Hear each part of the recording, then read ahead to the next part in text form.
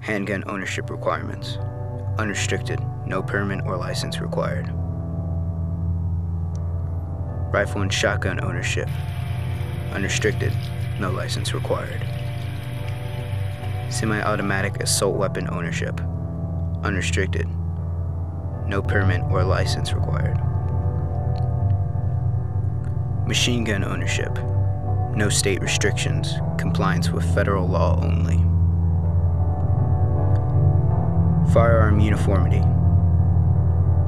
Firearm laws uniform throughout state. Concealed carry. Licenses granted on a shall issue basis.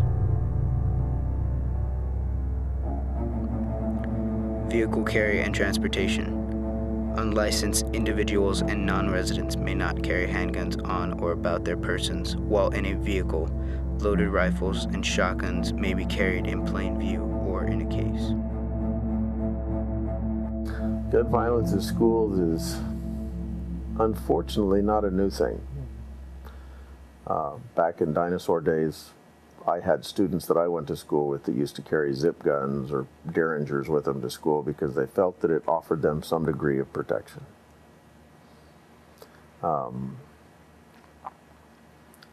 And today, people, why do they carry guns is your main question. Why do people carry guns? Because they think it's an equalizer. They think that it will give them protection where nothing else will. A lot of people use the defense that they're calling out for help, or that they're looking for some sort of outlet for this oppressed anger and all this fear of whatever they have. The person who would do something like that probably has, I guess, a bad life, and this is their way of trying to get either revenge or trying to feel powerful. Someone who uses firearms like that, all they want is power, because they feel like their power has been taken away from them, and they're trying to get it back. People have different, in a sense, like I can't really say as to what would make someone want to bring a gun to school, because everyone has different mindsets and each person is treated differently by their peers. I could never really say as to why a person would come to that, that point as to where he or she would have to bring a gun to school.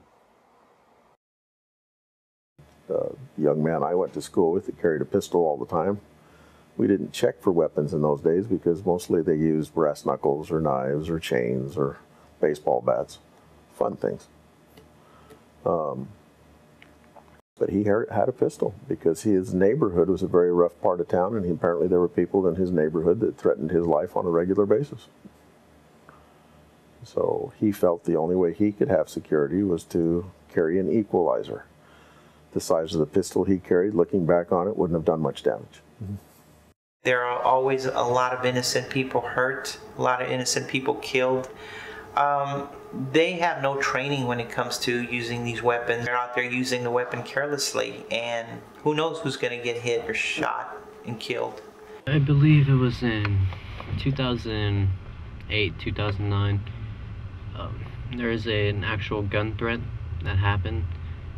Of course, it was due to this one guy who everybody nicknamed Satan's son, but his real name I cannot say.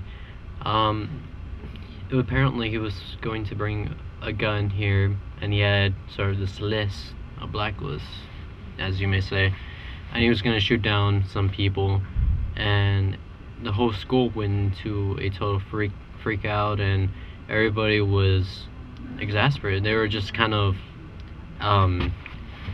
scared. Everybody was in fear. After a while, we started getting lockdowns, and we started staying in a classroom for 4 hours or until we get out of school. I didn't really learn much that whole month. It was just like a really bad time for the school. All I can really remember from that time was that there wasn't a lot of learning getting done.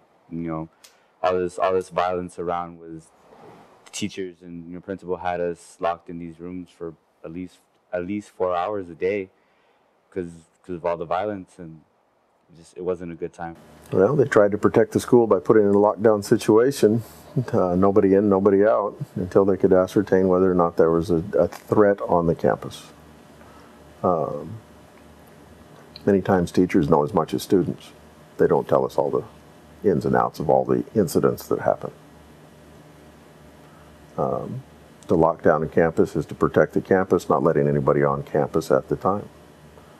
If I can preclude them from coming on campus, then I don't have an incident like Columbine. But if a person really wants to get on campus, there's still a lot of violence around.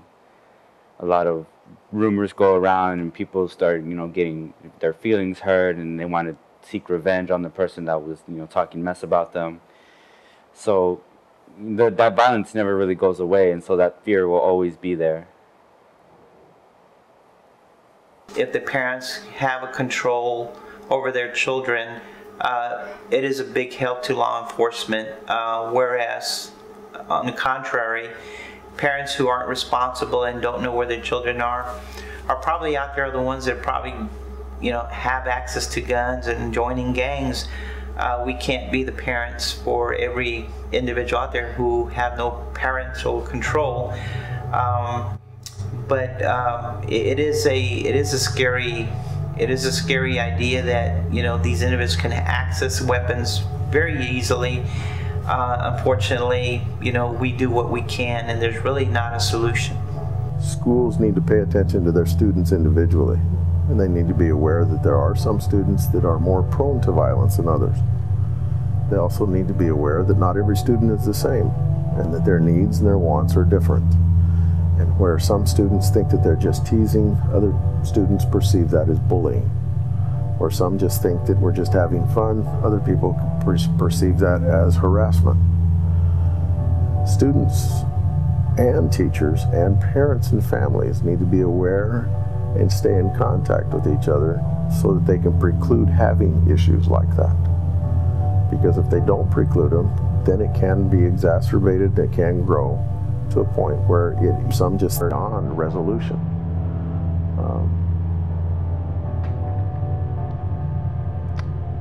Resolution counselors, if you will, people that are moderators, people that will talk to people and listen to problems, help the issue. You can't stop them. You can surely, help in preventing them a lot better, not just by getting ready for when the person brings that gun to school, but before that, going into that student's life, finding out what's wrong with him, just seeing how he's acting a little more differently than the rest of us. Because a lot of these people usually are very antisocial people. And I don't think we're doing enough to reach out to those kind of people. I mean, if you saw a kid sitting by himself looking at the prep next to him, looking at him like he wants to kill that person, people should go up to that person and talk to him and ask him how he's feeling. And even though they don't want to open up, that's their problem, We're going to try and help you.